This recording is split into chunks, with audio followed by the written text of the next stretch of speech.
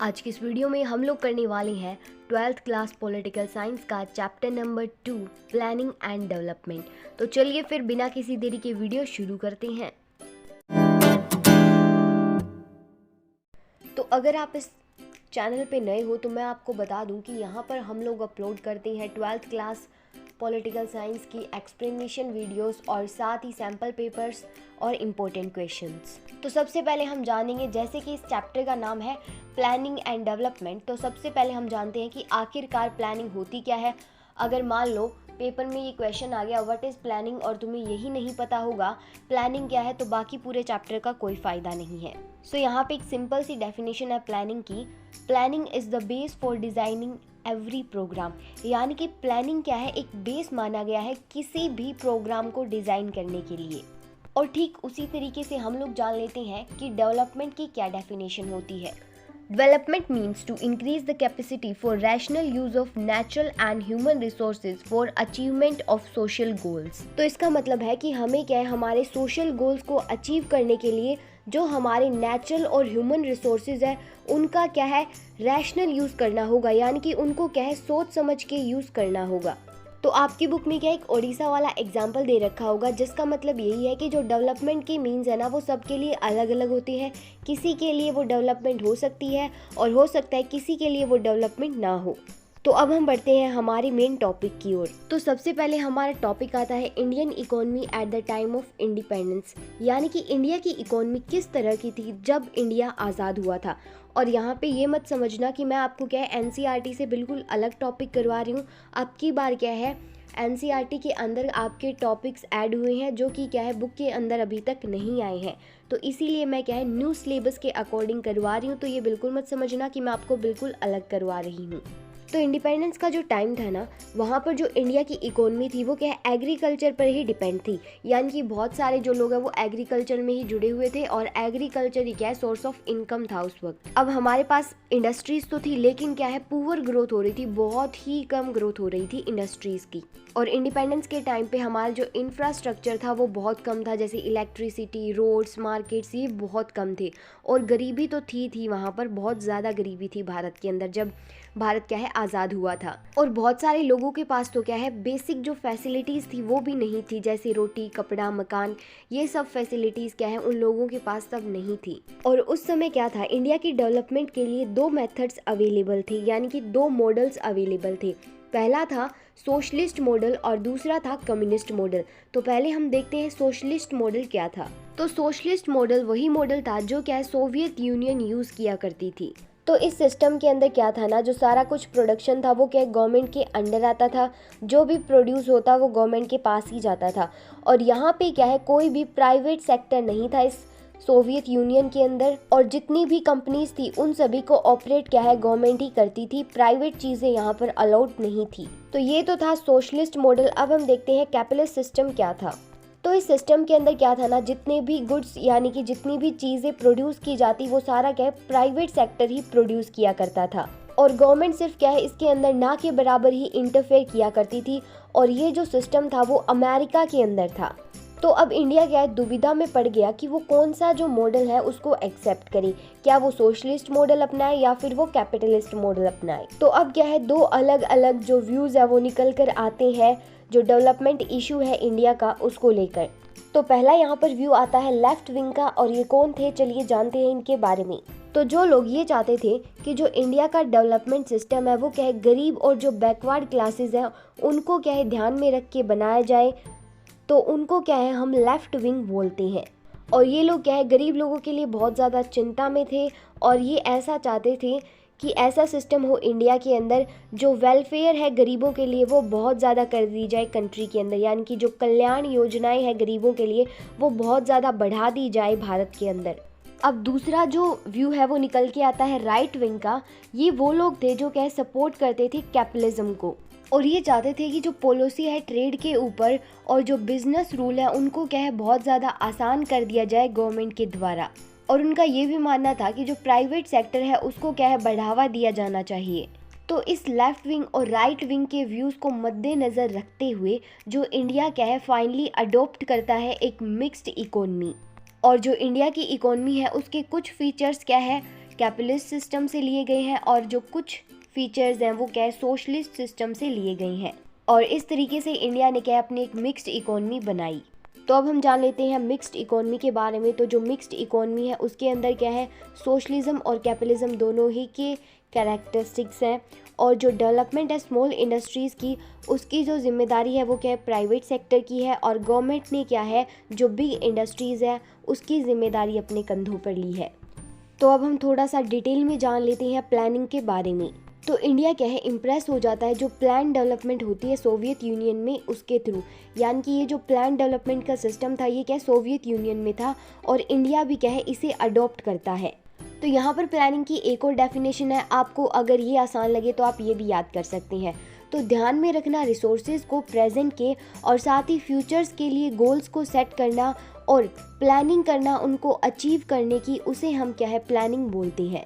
अब इंडिया ने सोच तो लिया हमें क्या है प्लान डेवलपमेंट करनी है, लेकिन उसके लिए एक ऑर्गेनाइजेशन भी चाहिए कि जो क्या एक प्लानिंग करे। तो इसीलिए बनाया गया प्लानिंग कमीशन। और प्लानिंग की प्रोसेस के अंदर जो 5 साल के प्लान है वो प्रिपेयर किए गए। यानी कि हर एक 5 साल के प्लान्स बनाए गए, यानी कि अब इन 5 सालों में क्या करना है, आगे वाले 5 सालों में क्या करना है। तो इस तरीके से लेके 5 ईयर प्लान्स बनाए गए।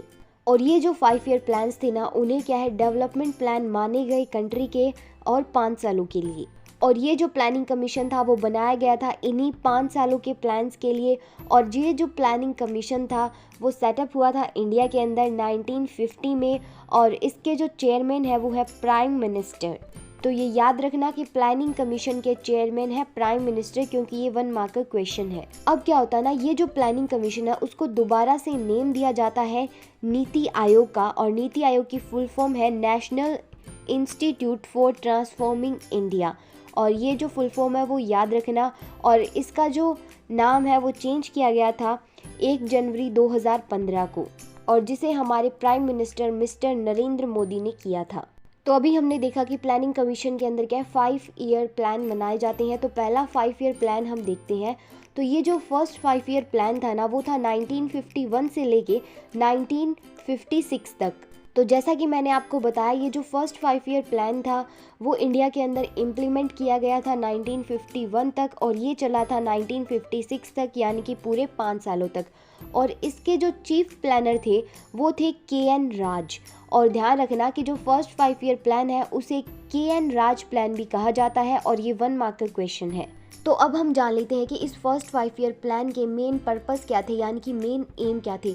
तो इसका मेन एम था एग्रीकल्चर पे फोकस करना, यानी कि एग्रीकल्चर को बहुत ज़्यादा बढ़ावा देना, ये इसका मेन एम था। और दूसरा इसका एम था कि हमें क्या है आज़ादी पानी है, किससे, गरीबी से, यानी कि हमें क्या है गरीबी को बहुत ज़्यादा कम करना है, गरीबी से अपने देश को ऊपर उठाना है।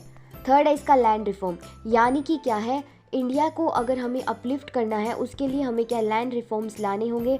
तो इसका मेन एम क्या था एग्रीकल्चर पे फोकस करना, तो इसीलिए लैंड रिफॉर्म्स तो बहुत ज़्यादा ज़रूरी थे।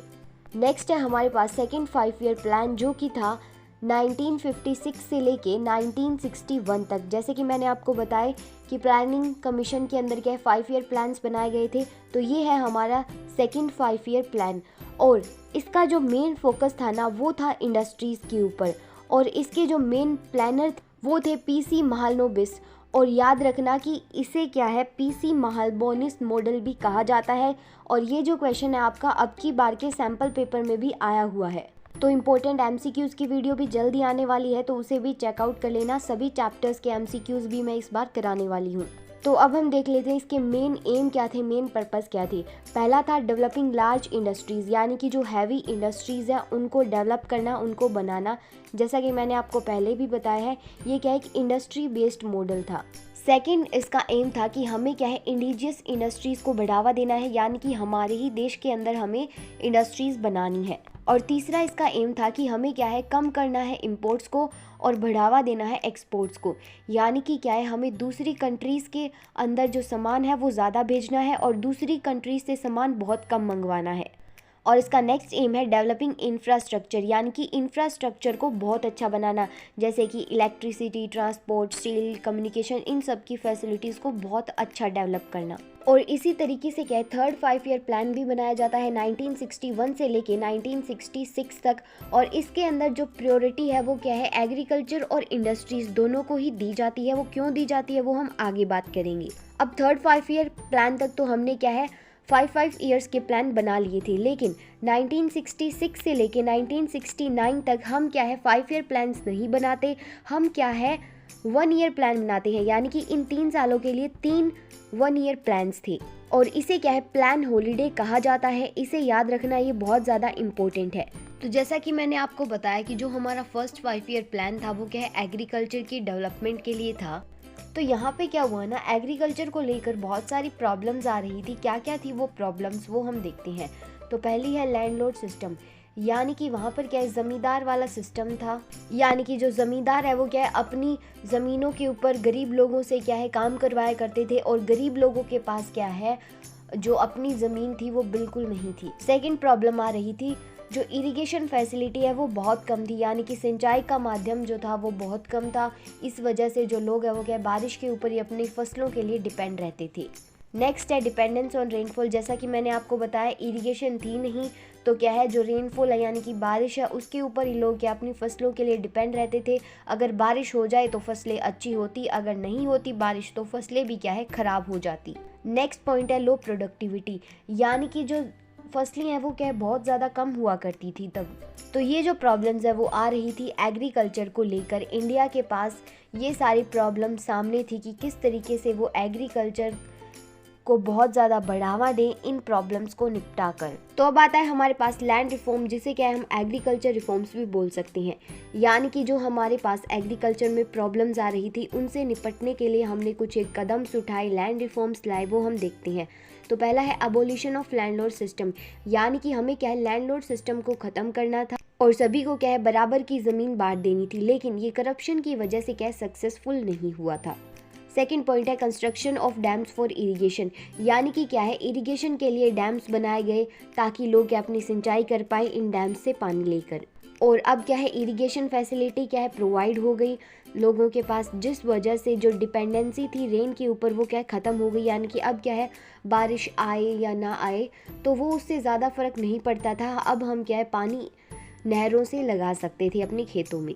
नेक्स्ट पॉइंट है कि हमें क्या है अब गुड क्वालिटी के सीड्स और फर्टिलाइज़र्स भी क्या है मिलने लग गए थे, जिससे हमारी प्रोडक्टिविटी इंक्रीज़ हो गई थी।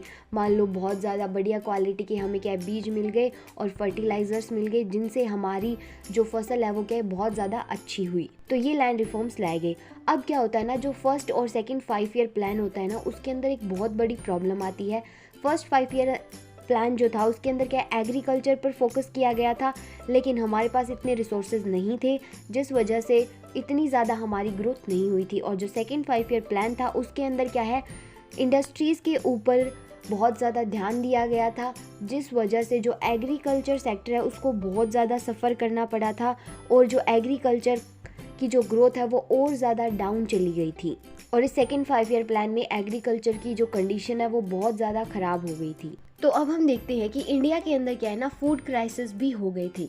तो इंडिया के अंदर क्या हो ना फूड शॉर्टेज आ गई, क्योंकि जो सेकेंड 5 ईयर प्लान था उसके अंदर सिर्फ हमने फोकस किया था इंडस्ट्रीज़ पे, जिसकी वजह से इंडिया में क्या है खाने की कमी आ गई।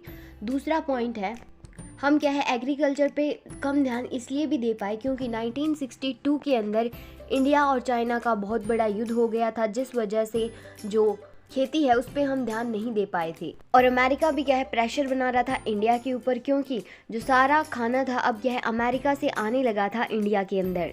अब इतनी ज़्यादा फूड की कमी आई इंडिया के अंदर, इसके बाद में इंडिया को कुछ ना कुछ तो करना ही था अपने फूड प्रोडक्शन को बढ़ाने के लिए, जिस वजह से इंडिया के अंदर क्या है ग्रीन रेवोल्यूशन लाया गया। और ये ग्रीन रेवोल्यूशन था क्या वो हम देखते हैं।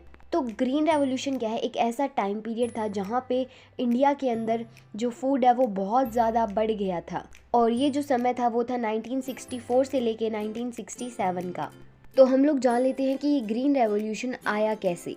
तो जो खाने की कमी आ रही थी उसको मद्देनज़र रखते हुए जो गवर्नमेंट है इंडिया की वो क्या है अटेंशन देती है फूड ग्रोथ की इंडिया के ऊपर, और जिस वजह से वो क्या है कुछ स्टेप्स उठाती है। वो स्टेप्स कौन से हैं वो हम जानते हैं। पहला है provided good quality of seeds. अब क्या है जो गवर्नमेंट है इंडिया की वो फार्मर्स को क्या है बहुत अच्छे क्वालिटी के बीज देती है, जिस वजह से क्या होता है जो फूड प्रोडक्शन है वो बढ़ जाती है। सेकेंड पॉइंट है कि उन्होंने क्या है राय दी किसानों को कि जिस तरीके की आपकी ज़मीन है ना उसी तरीके की आप क्या है फसल बो, ताकि जो फसल है वो ज़्यादा हो। और यह जो गवर्नमेंट है उसने बहुत ज़्यादा मदद की फार्मर्स की, ताकि जो फूड ग्रेन्स है वो बहुत ज़्यादा उगाए जा सकें। तो अब हम देखते हैं कि इस ग्रीन रेवोल्यूशन से क्या क्या प्रभाव आए, और या फिर हम कह सकते हैं क्या क्या आउटकम्स निकले इस ग्रीन रेवोल्यूशन के। सेकेंड पॉइंट है कि इंडिया क्या सेल्फ रिलायंट हो गया फूड प्रोडक्शन में, यानी कि अब फूड का जितना भी प्रोडक्शन है ना वो इंडिया के अंदर ही होता है, उसे दूसरे देशों से फूड मंगाने की ज़रूरत नहीं पड़ती। थर्ड पॉइंट है कि नई नई जो टेक्नोलॉजी है वो यूज़ की जाने लगी एग्रीकल्चर में। नेक्स्ट पॉइंट है कि जो मिडिल क्लास पीजेंट्री है, यानी कि क्या है जो मध्यम वर्गीय किसान है उनका क्या है राइज होने लग गया, यानी कि अब वो क्या है उभर कर सामने आने लगे उनका, यानी कि बहुत भला हुआ जो मिडिल क्लास फार्मर्स है उनका। लास्ट पॉइंट है कमर्शियलाइजेशन ऑफ एग्रीकल्चर, यानी कि अब क्या है हम एग्रीकल्चर से सरप्लस, यानी कि हमारा पेट तो भर रहा है इतना तो हम उगा रहे हैं, लेकिन हम उससे भी ज़्यादा उगा पा रहे हैं ताकि हम क्या है उसको बेच पाएँ, उसको अब हम क्या है दूसरे देशों में बेचते हैं। तो ये थे पॉजिटिव इफ़ेक्ट्स ग्रीन रेवोल्यूशन के। अब हम देखते हैं कि नेगेटिव इफ़ेक्ट क्या थे ग्रीन रेवोल्यूशन के। अब कोई चीज़ आती है उसके पॉजिटिव इफ़ेक्ट भी होते हैं और नेगेटिव भी होते हैं, तो अब हम नेगेटिव इफ़ेक्ट्स देखने वाले हैं। इसका पहला पॉइंट है कि यहाँ पे प्रोडक्शन तो बढ़ा, लेकिन कुछ ही वैरायटी थी जो क्रॉप की, जैसे राइस और वीट, इन्हीं का ही प्रोडक्शन बढ़ा, बाकी क्रॉप्स को यहाँ पे प्रोडक्शन ज़्यादा नहीं बढ़ पाया।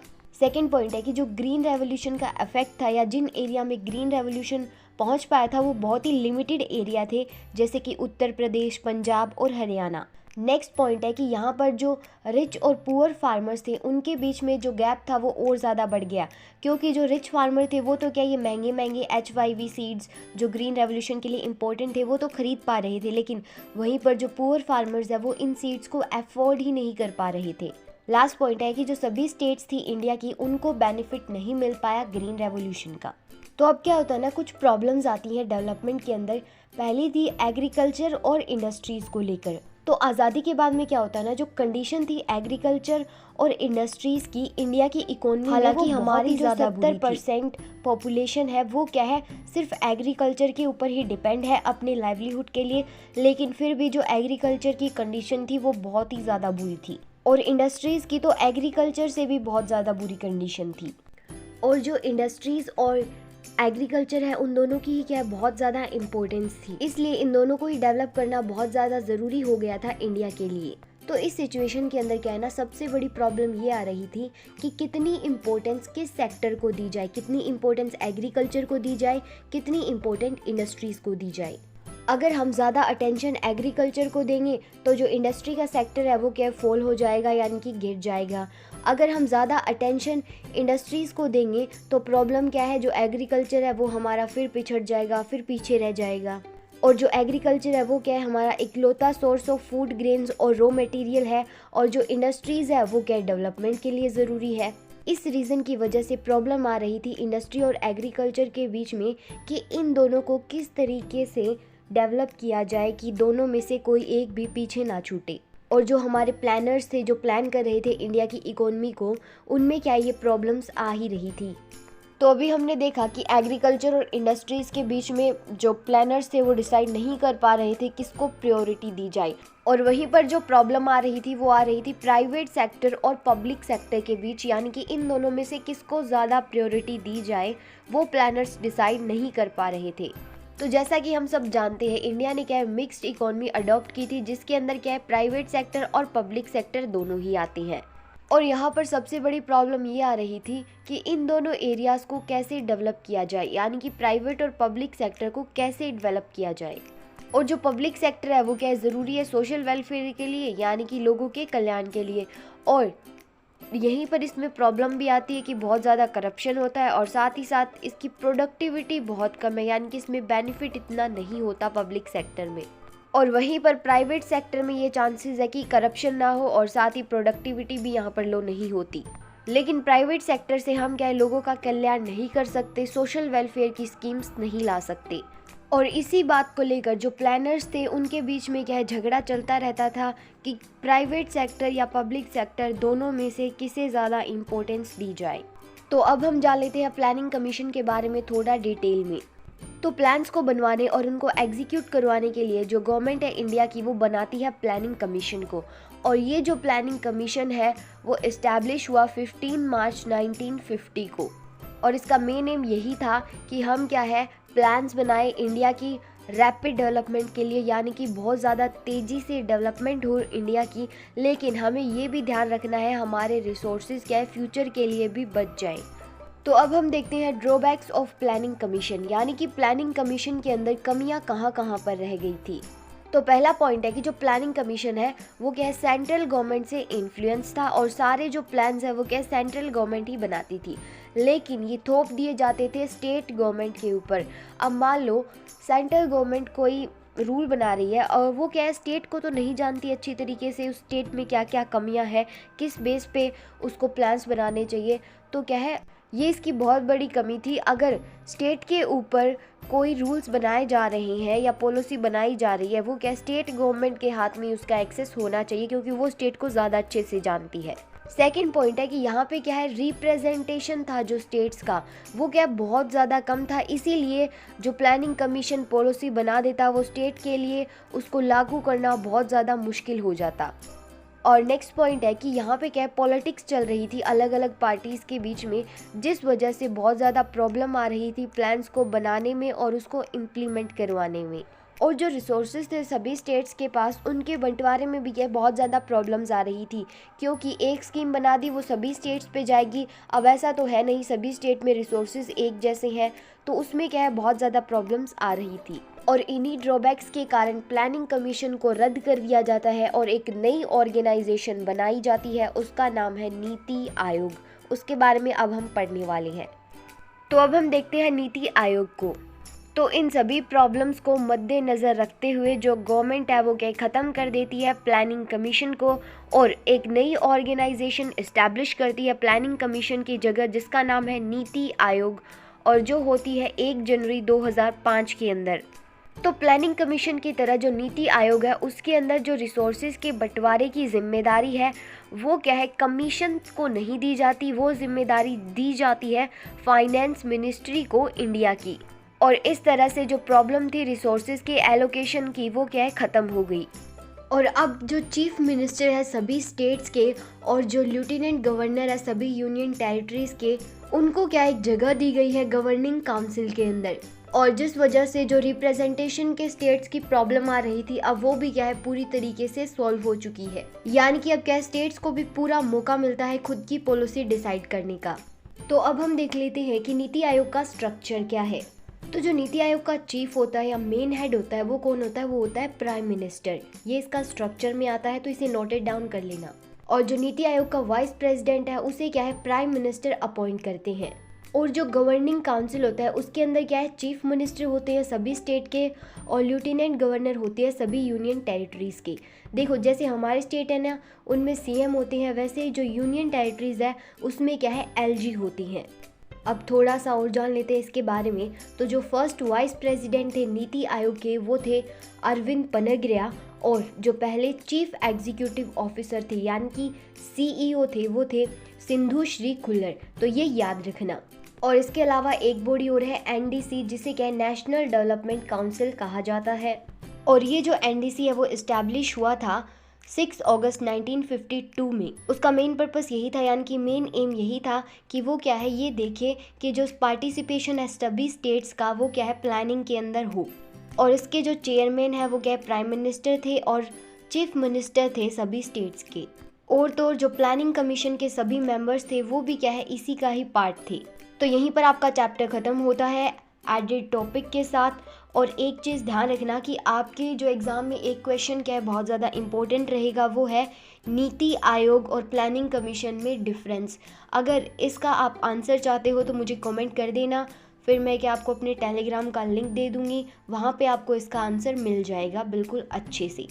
तो इसी के साथ मिलते हैं हम नेक्स्ट वीडियो में। और हाँ, कमेंट करके ज़रूर बता देना कि ये वीडियो कैसी लगी। और नेक्स्ट वीडियो में आने वाले हैं इंपॉर्टेंट क्वेश्चन, सैम्पल पेपर्स, यानी कि सारा कुछ मटेरियल आएगा। अगर प्रैक्टिकल फाइल भी चाहिए ना तो वो भी बता देना। और हाँ, मैं बनाने देने की बात नहीं कर रही हूँ, मैं सिर्फ आइडिया बताने की बात कर रही हूँ कि किस तरीके से आप बना सकते हो, किस टॉपिक पे बना सकते हो। ओके।